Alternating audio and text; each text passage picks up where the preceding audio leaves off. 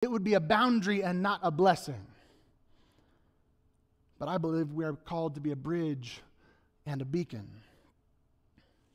In our scripture for today, James outlines this well-reasoned argument that's a little pointed and a little spicy at times. He tells us why faith must be paired with action, or as the scripture puts it, why faith without works is dead. First, he gives the example of meeting a friend who is half naked and half starving, only saying, "Greetings, friend. I hope God gives you some clothes and some food. Have a good day." Could you imagine? I love the Message translation here, which says, "Isn't it obvious that God talk without God acts is outrageous nonsense?"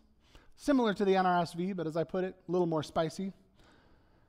But he goes on. Someone else might argue, he says, that faith on its own is just fine. So he brings up the story of Abraham and Isaac, where he says, God told Abraham to sacrifice his son to test his faith. Would it have been enough that Abraham just says, "Sure thing, God," but doesn't do it? But doesn't take Abraham doesn't take Isaac to the altar, pull the knife, ready and willing, and God says, okay, we get it. You're faithful. And sends a messenger and a ram. And finally, James gives the example of Rahab.